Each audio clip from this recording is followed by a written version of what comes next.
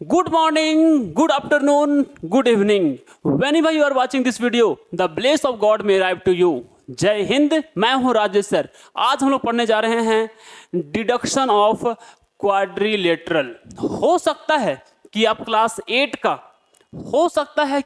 8 का जो गणित प्रकाश का किताब है, नया एनसीईआरटी है, उसको आप पढ़े होंगे।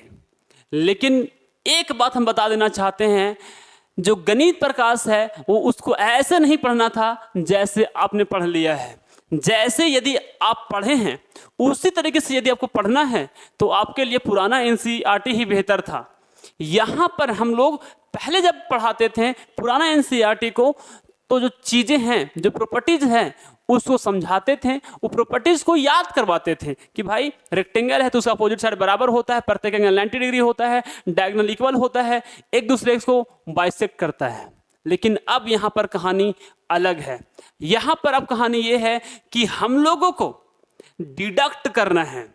मतलब सबसे पहली बात तो यही कि आप पूरा चैप्टर को पढ़ लिए होंगे, लेकिन डिडक्शन का मतलब ही पता नहीं होगा कि डिडक्शन मतलब क्या है। जैसे एनसीईआरटी में दिखाएं तो 10 डिडक्शन है क्वाड्रिलेटरल के बारे में, जहां पर हम लोग 10 डिडक्शन यदि पढ़ लिए तो ओवरऑल जो भी आपका सवाल होगा कि भाई प्रत्येक एंगल 90 डिग्री क्यों होता है रेक्टेंगल में, है ना, जो स्क्वायर है ना, उसका जो डायगोनल है एक दूसरे को जो है ना बाइसेक्ट करता है, परपेंडिकुलरली बाइसेक्ट करता है, क्यों करता है, सारा का सारा जवाब जो प्रॉपर्टीज में आप पढ़े होंगे, याद किए होंगे, उसका जवाब मिलेगा।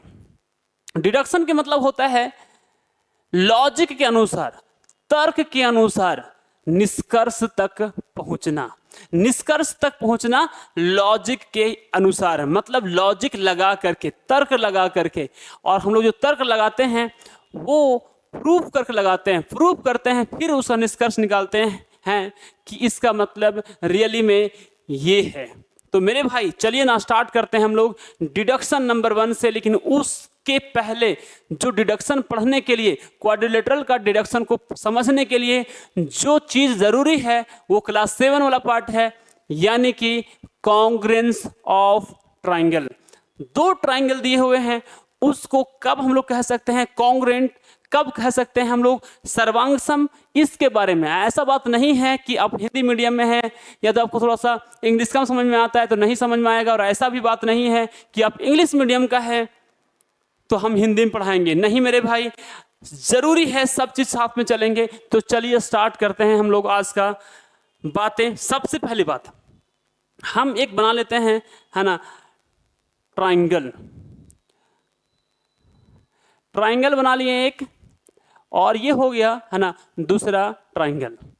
अब ये दोनों को ट्राइंगल है, उसको हम लोग कब कह सकते हैं कि दोनों कॉन्ग्रुएंट हैं और कब कह सकते हैं कि कॉन्ग्रुएंट नहीं है। कॉन्ग्रुएंट के मतलब होता है कोई एक फिगर दूसरे फिगर को हम लोग कॉन्ग्रुएंट तभी कह सकते हैं जब वो एक दूसरे के एग्जैक्टली इक्वल होगा, एग्जैक्टली फोटोकॉपी होगा, एक हर तरीके से वो एक दूसरे से सेम होगा, तो हम लोग बोलेंगे कि 2 फिगर क्या है, कॉन्ग्रुएंट है। जैसे कि हम बोले आप लोगों को कि भाई बोले ना कि ये ट्राइंगल ए है, ये बी सी इसका वर्टेक्स है ना, और ये है पी क्यू, है ना, और फिर आर। तो इसका प्रत्येक साइड, इस ट्राइंगल का प्रत्येक साइड इस ट्राइंगल के प्रत्येक साइड से बराबर हो जाएगा, है ना। बोले कि 5 सेंटीमीटर ये भी है ना, 5 सेंटीमीटर ये भी है। बोले कि भाई 4 सेंटीमीटर ये भी है और 4 सेंटीमीटर ये भी है ना।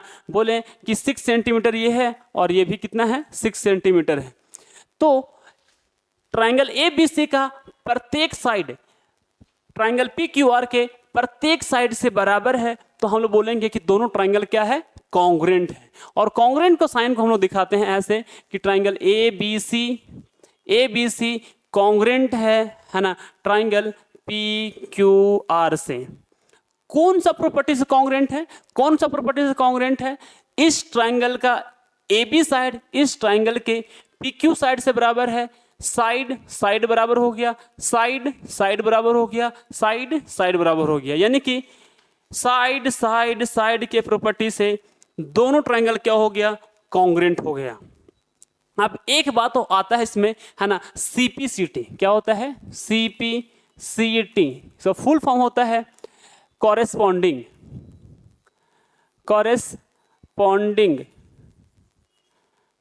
Part of congruent triangle, congruent triangle, corresponding part of congruent triangle. इसका मतलब ये होता है कि यदि दो ट्राइंगल कॉन्ग्रेंट है, यदि दो ट्राइंगल कॉन्ग्रेंट है, एस एस एस से दोनों ट्राइंगल कॉन्ग्रेंट हो गया, तो बाकी बचा हुआ जो एंगल है वो भी एक दूसरे के क्या होगा, बराबर होगा। जैसे कि 6 सेंटीमीटर यहां पर है, 6 सेंटीमीटर यहां पर है, इसके अपोजिट में एंगल ये है, इसके अपोजिट में एंगल ये है, तो ये दोनों एंगल क्या होगा, बराबर होगा, है ना। 5 सेंटीमीटर ये है, तो 5 सेंटीमीटर का अपोजिट वाला जो एंगल है वो ये है ना, तो 5 सेंटीमीटर का अपोजिट वाला जो एंगल होगा ये वाला, एक दूसरे के क्या होगा, बराबर होगा। और जो एंगल सी है वो एंगल आर के बराबर होगा। तो ये कहलाता है सीपीसीटी। बोल दिए इसको कि भाई एंगल ए जो है ना एंगल पी के बराबर होगा, एंगल ए किसके बराबर होगा, एंगल पी के बराबर होगा। बोल सकते हैं, और बोल सकते हैं कि एंगल जो बी है वो एंगल क्यू के बराबर होगा, एंगल जो बी है वो एंगल क्यू के बराबर होगा, और एंगल सी है सो एंगल आर के बराबर होगा, एंगल सी है सो एंगल आर के बराबर होगा। किस रूल से, सीपीसीटी से। जब दोनों इस ट्रायंगल को उठा करके इसके ऊपर रख देंगे तो बिल्कुल एक दूसरे के ऊपर ओवरलैप कर जाएगा। ओवरलैप कर जाएगा मतलब एक इस ट्रायंगल का प्रत्येक एंगल इस ट्रायंगल के प्रत्येक एंगल से क्या हो जाएगा, बराबर हो जाएगा, जो एक दूसरे के करस्पॉन्डिंग में है। करस्पॉन्डिंग का मतलब होता है ना, संबंधित होना। ए का संबंध किसके साथ है, एंगल पी से है, बी का संबंध एंगल क्यू से है, सी का संबंध एंगल आर से है। तो संबंधित करस्पॉन्डिंग जो एंगल है वो बराबर होता है। करस्पॉन्डिंग एंगल क्या होता है, बराबर होता है। जो एक दूसरे से संबंधित साइड है या तो एंगल है वो बराबर होता है। ऐसा नहीं है कि कोई भी एंगल किसी के बराबर हो जाएगा, ऐसा नहीं है। ऐसा नहीं हो सकता है कि दोनों ट्रायंगल कॉन्ग्रेंट है तो एंगल आर बराबर हो जाएगा एंगल ए का, ऐसा नहीं होगा। ठीक है, और आपको बताया मैंने कि कौन सा एंगल किसके बराबर होगा, इसके लिए साइड डिसाइड करता है। बराबर साइड के अपोजिट में बराबर एंगल होता है, इस बात को आप ध्यान रखिएगा, है ना। तो कॉन्ग्रेंट ट्राइंगल को कॉन्ग्रेंट होने के लिए 4-5 रूल है ना, उस रूल को आपको समझिए और फिर ध्यान से समझिएगा। तो भाई सबसे पहली बात तो है ना, तो यही सबसे पहली बात तो यही है ना, समझते हैं हम लोग।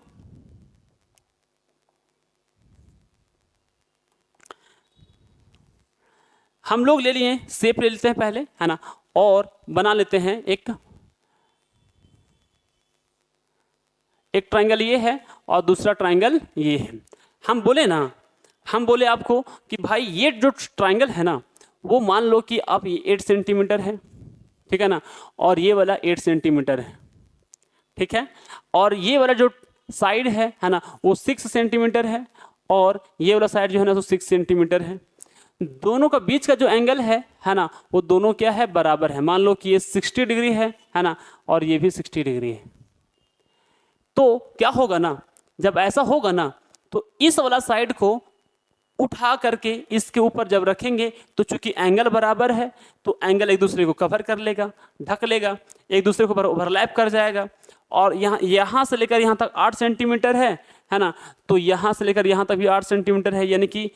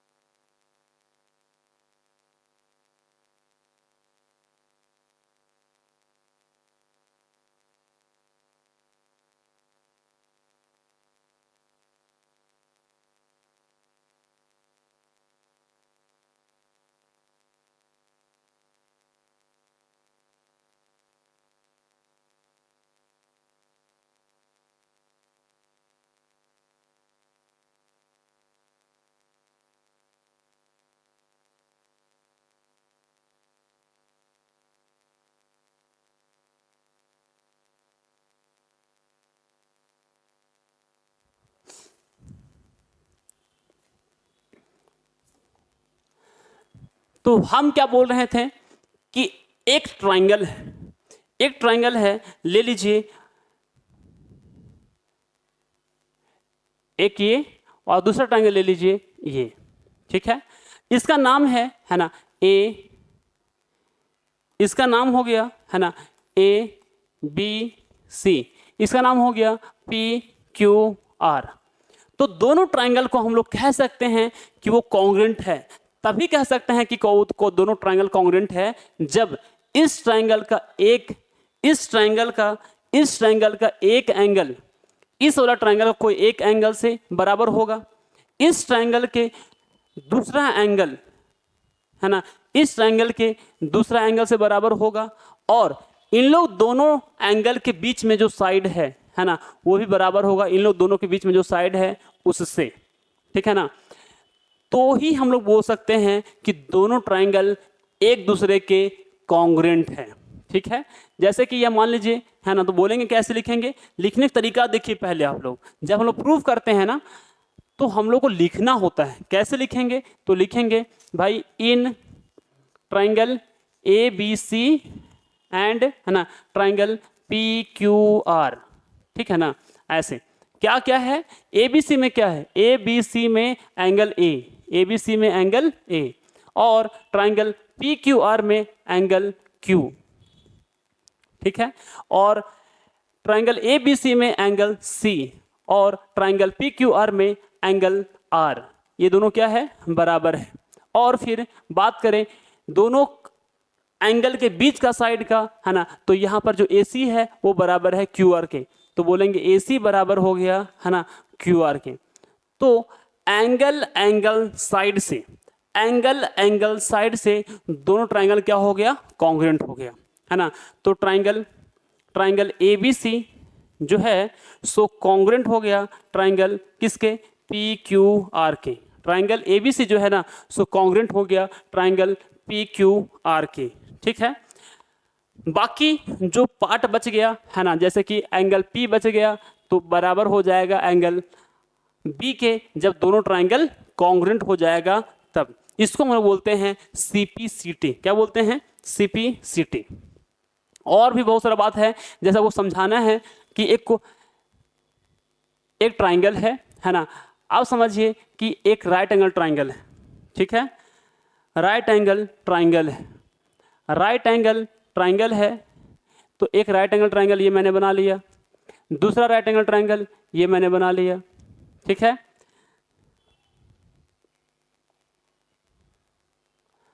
ठीक है, इसका नाम है ए, इसका नाम है ए बी और ये सी, ये है पी और ये है क्यू और ये है आर, ठीक है।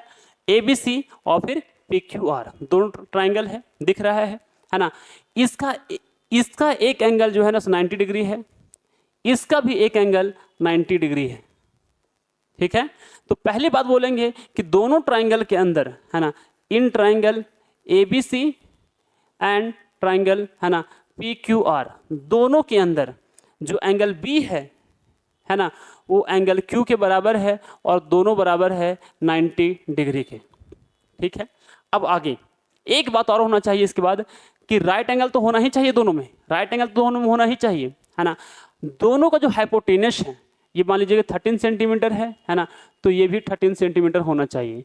तब है बोलेंगे है ना कि AC जो है ना सो बराबर होता है, यदि दिया हुआ है PR के बराबर दिया हुआ है तो राइट एंगल हो गया, हाइपोटेनस हो गया, और इसके अलावा कोई और साइड एक बराबर दिया रहेगा। मान लो है ना कि ये है ना 5 सेंटीमीटर, तो ये भी हो जाएगा 5 सेंटीमीटर, ठीक है ना। या तो फिर ये भी साइड हो सकता था।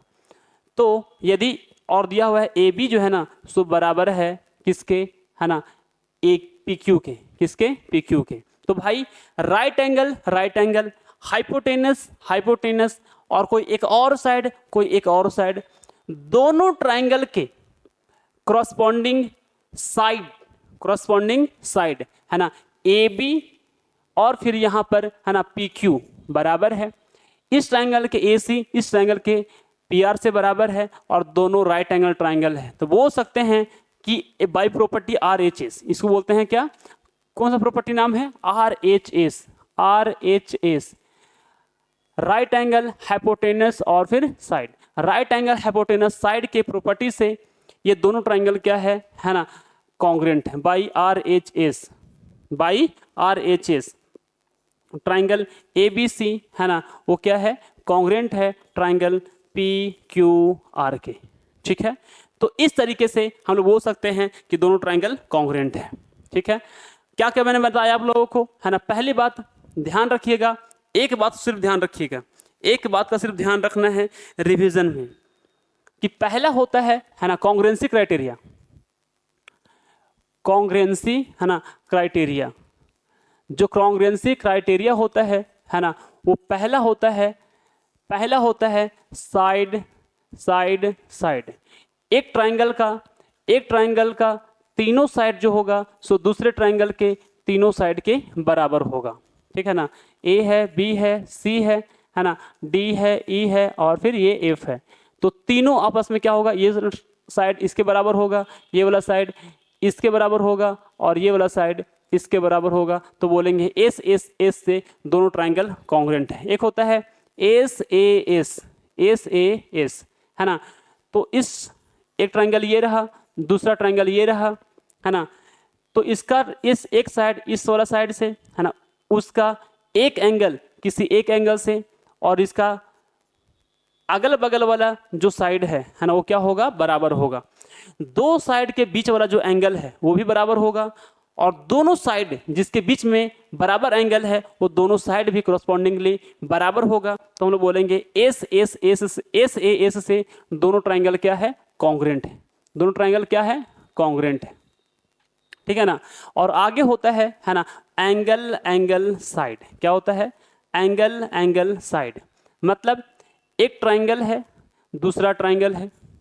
ठीक है ना, बोल सकते हैं कि वो कॉन्ग्रुएंट है यदि एक एंगल इसका किसी एक एंगल इससे बराबर होगा और फिर दूसरा एंगल इस ट्राइंगल के, दूसरा एंगल इस ट्राइंगल के, और जो बीच में इंक्लूडेड साइड है वो भी बराबर रहेगा। तो हम लोग बोल सकते हैं कि भाई एंगल साइड के प्रॉपर्टी से, एंगल साइड के प्रॉपर्टी से दोनों ट्राइंगल क्या है, कॉन्ग्रुएंट है।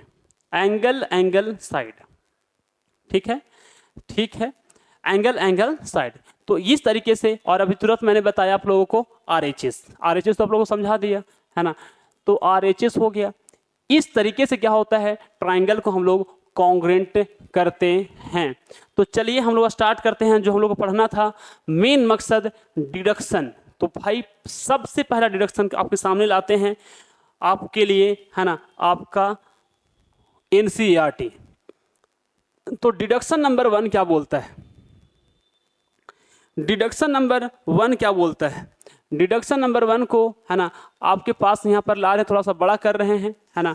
क्या बोलता है, व्हाट इज द, क्या बोल रहा है, what is the length of the other diagonal. मतलब रेक्टेंगल है, क्या है, अब चीज को समझते हैं, है ना। हम लोग टोटल का टोटल इसको करते हैं डिलीट।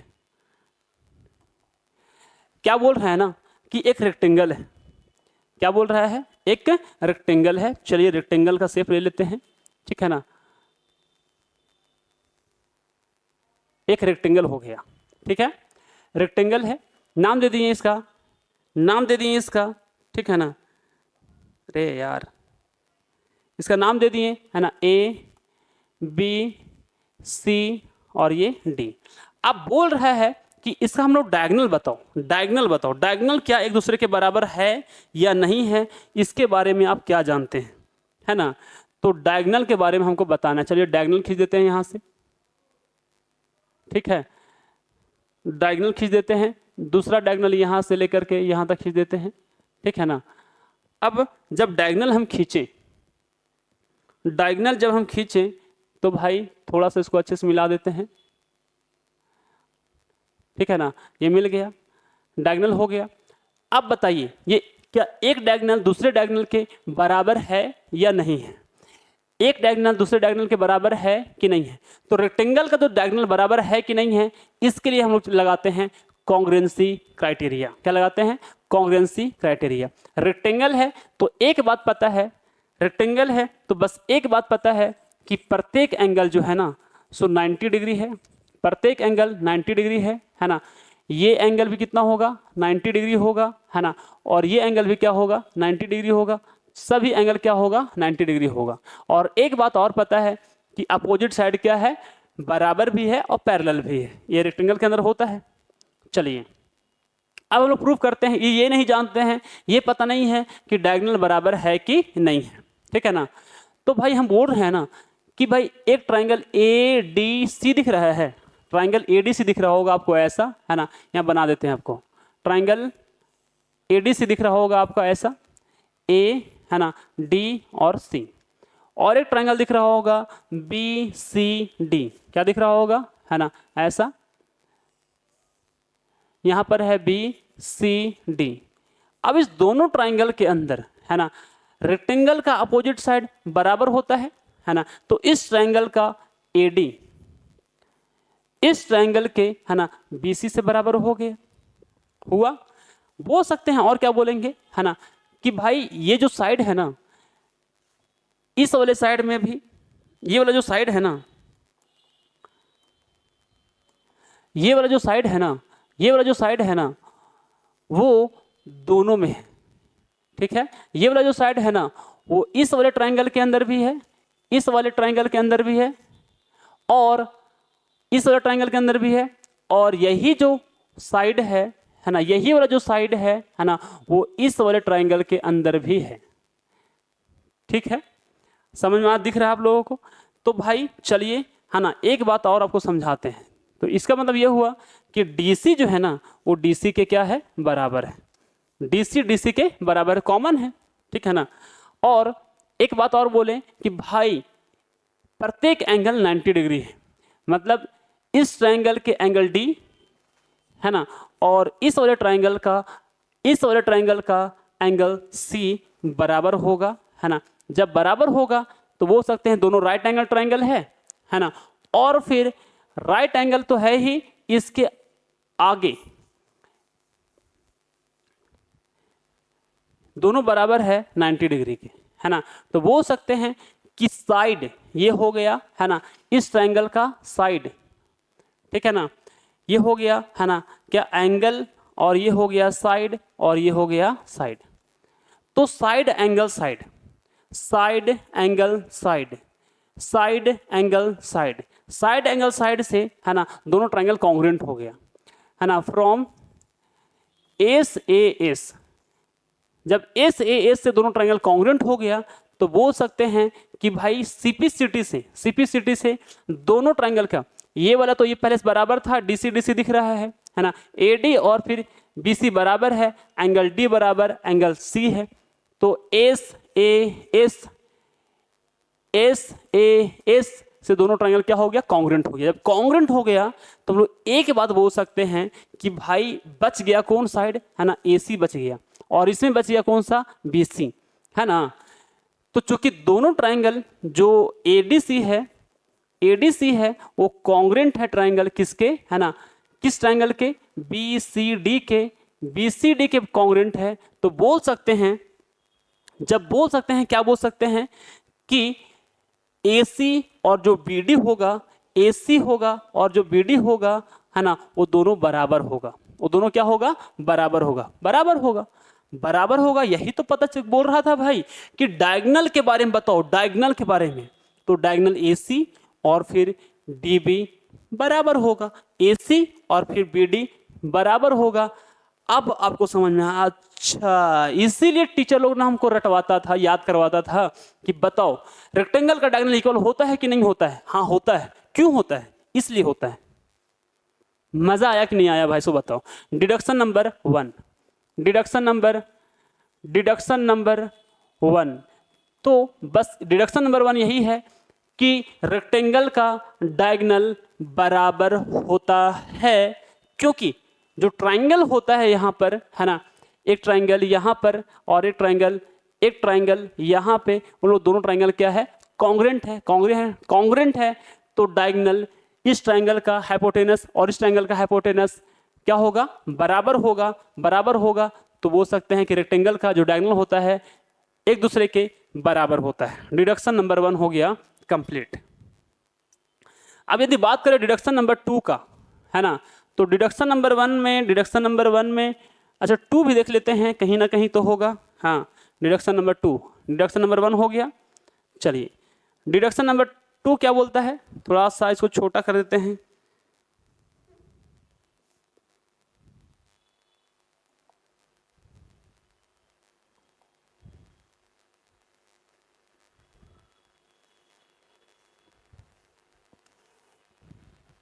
हाँ, अच्छा ये प्रॉब्लम है।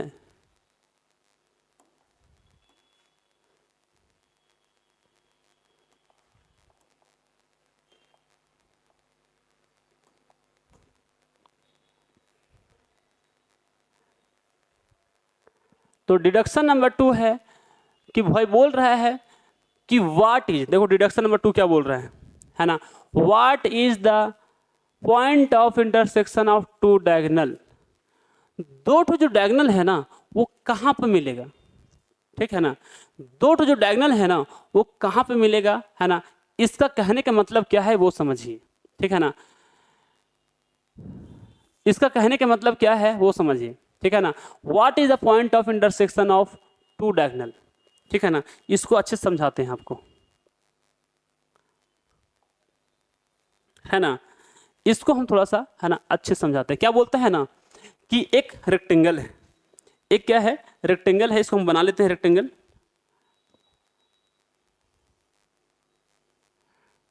एक ये रेक्टेंगल है, ठीक है, ये रेक्टेंगल जब है तो बोल रहे हैं ना कि हम लोग जब यहाँ पर एक डायगोनल खींचे, ठीक है ना, और एक डायगोनल यहाँ से यहाँ तक खींचे, ठीक है, इसको थोड़ा सा मिला लेते हैं।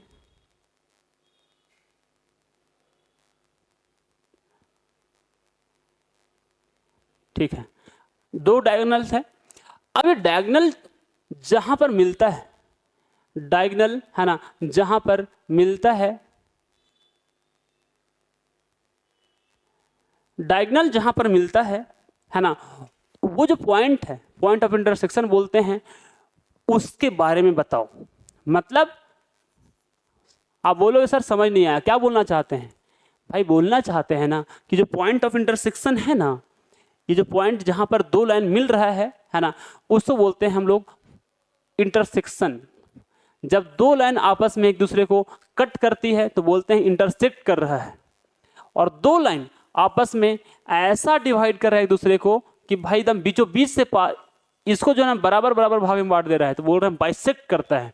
तो यहाँ पर बोल रहा है ना कि भाई इस डायगोनल के जो एक जहाँ पर एक दूसरे को कट कर रहा है वो क्या है, पॉइंट ऑफ इंटरसेक्शन है ना, कि दोनों लाइन को एक दूसरे को बाइसेक्ट करती है ना। तो बोले बाइसेक्ट करती है, क्या करें, मतलब जानना चाहते हैं कि भाई यदि ये ए ओ है तो ए ओ ओ सी के बराबर होगा कि नहीं होगा, जानना चाहते हैं कि ओ डी ओ बी के बराबर होगा या नहीं होगा। तो इसके लिए हम लोग को अप्लाई करना पड़ेगा कॉन्ग्रुएंसी का क्राइटेरिया इस दोनों ट्राइंगल के अंदर, कॉन्ग्रुएंसी का क्राइटेरिया है ना दोनों ट्राइंगल के अंदर। तो भाई हम लोग चलिए स्टार्ट करते हैं। हम लोग यदि देखें, ठीक है ना, क्या देखें कि ट्राइंगल लिख रहे हैं यहां पर किसमें, इन ट्राइंगल है ना D O A and triangle C O B दोनों में लिखे हैं। अब इतना बात तो कन्फर्म है, इतना बात तो कन्फर्म है, एक बात आप जानते ही होंगे है ना, पैरेलल लाइन के कॉन्सेप्ट में एक लाइन दूसरा लाइन का पैरेलल है, ये वाला पैरेलल इसके है, और एक ये यदि ट्रांसवर्सल ऐसा दिया हुआ होता है ना, तो ये वाले जो एंगल है वो इस वाले एंगल का बराबर होता है। इसको हम लोग कहते हैं, है ना, ये ट्रांसवर्सल है, दो लाइन पैरेलल है और ये वाला ट्रांसवर्सल टी है ना। तो ट्रांसवर्सल के अंदर में, ट्रांसवर्सल के अंदर में एक तरफ होगा और फिर ट्रांसवर्सल के दूसरी तरफ जो एंगल बना हुआ होगा उसको बोलते हैं अल्टरनेट इंटीरियर एंगल। और अल्टरनेट इंटीरियर एंगल जब पैरेलल लाइन खींचा हुआ रहता है उसके अंदर बनता है तो बराबर होता है। इसका मतलब ये हुआ कि भाई रेक्टेंगल में जानते हैं कि अपोजिट साइड क्या होता है, पैरेलल होता है, यानी कि जो AD है और जो BC है वो बराबर होगा, बराबर होगा, बराबर होगा तो ठीक है। ये क्या खींचा हुआ है, ट्रांसवर्सल खींचा हुआ है इसके जैसा, तो जरूर ही ये वाला जो एंगल है, सॉरी सॉरी सॉरी सॉरी, ये वाला जो एंगल है, ये वाला जो एंगल है वो इस वाले एंगल का बराबर होगा। ये वाला लाइन और ये वाला लाइन पैरेलल हो गया और ये हो गया ट्रांसवर्सल, तो ये वाला एंगल और ये एंगल क्या होगा, बराबर होगा। बोले हाँ सर बराबर तो होगा, ठीक है।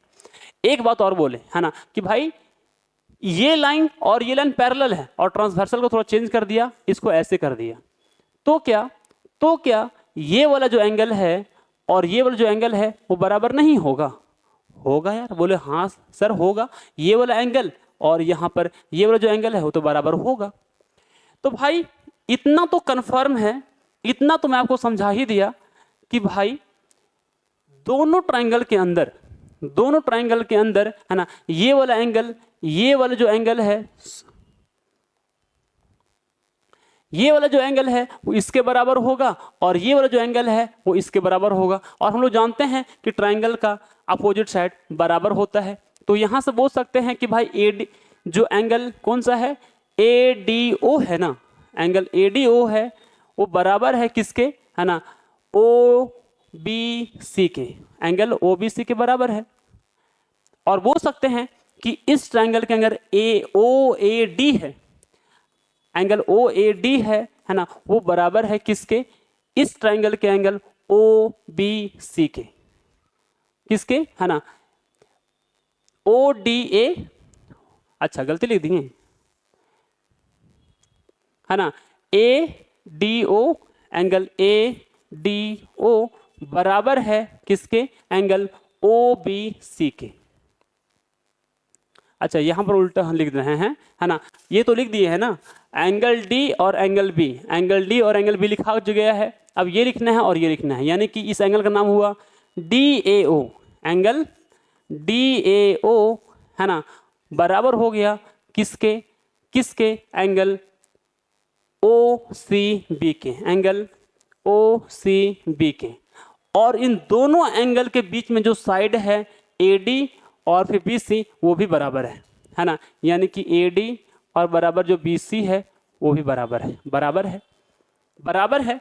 जब बराबर है तो बोल सकते हैं कि साइड एंगल साइड किससे, फ्रॉम AS, दोनों ट्राइंगल से जो ट्राइंगल कौन सा, DOA कॉन्ग्रेंट होगा ट्राइंगल किसका, है ना, COB के कॉन्ग्रेंट होगा। जब कॉन्ग्रेंट है तो ये तो बोल ही सकते हैं भाई कि एंगल बराबर हो गया, ये एंगल तो आपस में बराबर होगा ही होगा, है ना, और जो बचा हुआ पार्ट है वो बराबर होगा।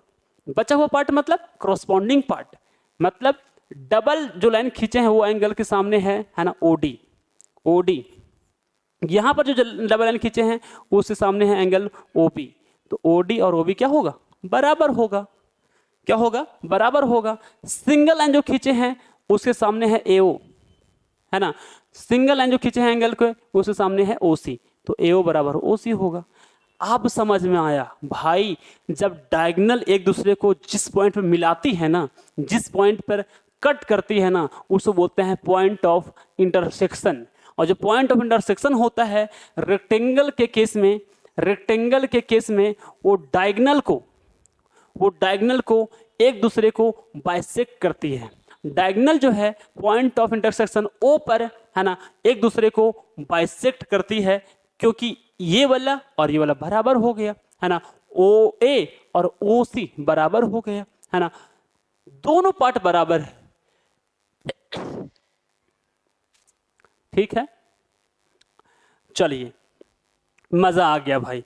अब बोलोगे सर समझ में आया, है ना, कि अभी तक दो डायरेक्शन जो आपने बताया ना एकदम समझ में आया कि भाई रेक्टेंगल का जो डायगोनल होता है बराबर होता है, ट्रायंगल को कॉन्ग्रुएंट करके एकदम प्रूफ के साथ पढ़ें। डायगोनल जो होता है एक दूसरे पर जहां पर मिलती है पॉइंट ऑफ इंटरसेक्शन पर, वो एक दूसरे को बाइसेक्ट करती है, ये भी समझ में आया। बाइसेक्ट मतलब है ना, अभी जस्ट मैंने आप लोग बताया कि बाइसेक्ट मतलब ये होता है, ये सब फालतू चीज को मिटाते हैं, है ना, और समझाते हैं बाइसेक्ट का मतलब। बाइसेक्ट के मतलब होता है मेरे भाई कि एक लाइन दूसरे लाइन को बराबर बराबर पार्ट में कट करती है। एक लाइन दूसरे लाइन को बराबर बराबर पॉइंट में बराबर बराबर कट करती है। यदि ये 4 सेंटीमीटर होगा तो ये भी 4 सेंटीमीटर होगा, ये यदि 3 सेंटीमीटर होगा तो ये भी 3 सेंटीमीटर होगा। इसी को हम लोग बोलते हैं बाइसेक्ट करना।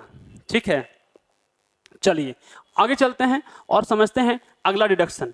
क्या समझते हैं? अगला डिडक्शन, डिडक्शन नंबर 3। अब भाई एक बात हम बताएं ना आप लोगों को, डिडक्शन नंबर 3 में क्या बोलते हैं ना कि भाई बताओ what are the angles between the diagonal, diagonal के बीच में व्हाट आर, क्या बोल रहा है भाई, क्या बोल रहा है? What are the angles between the diagonals, diagonals के बीच में एंगल कितना होता है, ये है। चलिए है ना, अब बताया है तो उसको बता ही देते हैं। एक है रेक्टेंगल, चलिए रेक्टेंगल बना लेते हैं।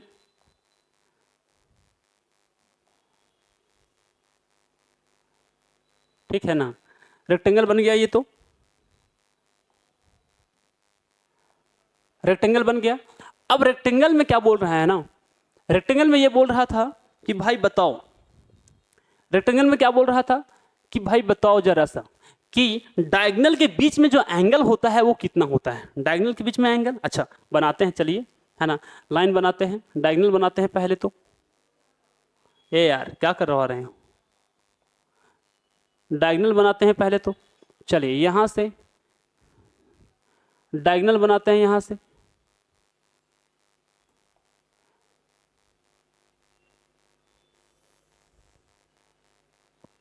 ठीक है, यहां से यहां तक डायगोनल बनाते हैं। अच्छा पूरा नहीं मिला, कोई बात नहीं है भाई,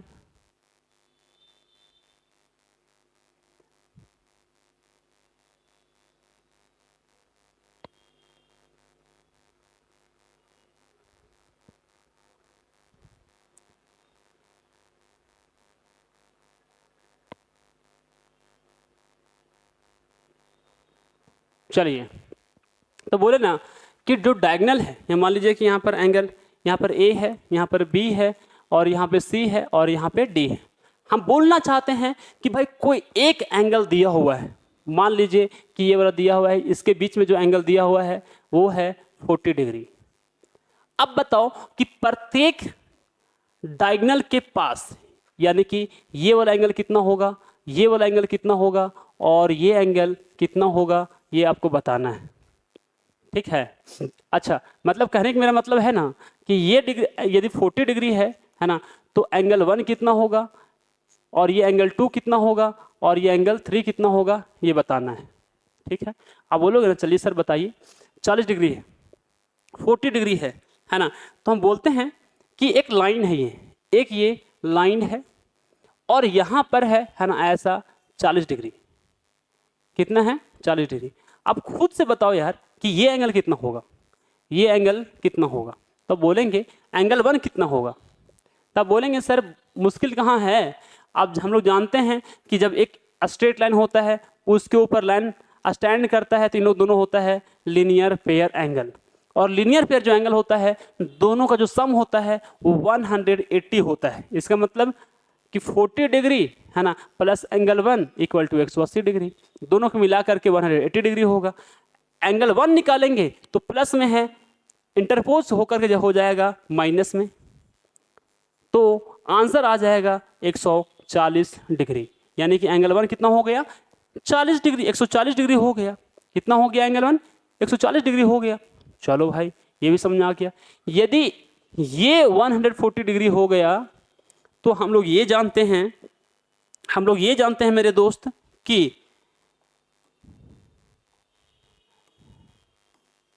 हम लोग जानते हैं है ना कि वर्टिकली अपोजिट एंगल बराबर होता है। वर्टिकली अपोजिट एंगल मतलब एक लाइन ये है एक लाइन ये है, दोनों एक दूसरे को इंटरसेक्ट करती है, तो ये जो एंगल होता है बीच में है वर्टेक्स, तो वर्टेक्स के अपोजिट में जो एंगल बना है, वर्टेक्स के अपोजिट में जो एंगल बनता है उसको बोलते हैं वर्टिकली अपोजिट एंगल। और वर्टिकली अपोजिट एंगल बराबर होता है, तो ये 140 है तो ये भी हो जाएगा 140 डिग्री, ये 40 है तो ये भी हो जाएगा 40 डिग्री। ठीक है, अब एक बात और बताएं, है ना, कि एंगल डायगोनल के पास, पॉइंट ऑफ इंटरसेक्शन के पास एंगल कितना बनता है? तो एक पॉइंट है, उसके चारों ओर जो एंगल बनता है सभी मिलाकर के कितना होता है? 360 होता है। तो इसको भी यदि आप जोड़कर देखेंगे तो 360 ही आएगा। देख लो, 180 है ना, 280 हो गया, 140 280 हो गया, 80 40 और 40 80 और हो गया, यानी कि हो गया 360 डिग्री। ठीक है, तो भाई डिडक्शन नंबर 3 आपको समझ में आया होगा। चलिए अब अगला डिडक्शन समझते हैं। अगला डिडक्शन समझते हैं।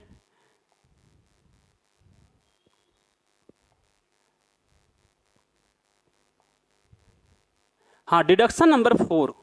डिडक्शन नंबर 4, डिडक्शन नंबर 4 तो जानने वाली बात है भाई आपको, है ना। बोलने का मतलब है ना, कि what is the shape of quadrilateral with all angles equal to 90 degree. ठीक है ना, क्या बोल रहा है, ध्यान से देखो। बोल रहा है ना कि what is the shape of quadrilateral, ऐसा क्वाड्रेटल, है ना, जिसका प्रत्येक एंगल 90 डिग्री होता है, वो कौन सा फिगर कहलाएगा? प्रत्येक एंगल 90 डिग्री होता है। चलिए इतना ही से बहुत बोला है कि प्रत्येक एंगल 90 डिग्री दिया हुआ है, बाकी और आप खुद से सोच लो। ठीक है ना, क्या क्या हो सकता है। तो हम बोले ना कि भाई एक क्वाड्रेटल बना दिए हम, है ना, हमको नहीं पता है कि हम कौन सा क्वाड्रेटल बना रहे हैं, लेकिन क्वाड्रेटल हम बना दिए।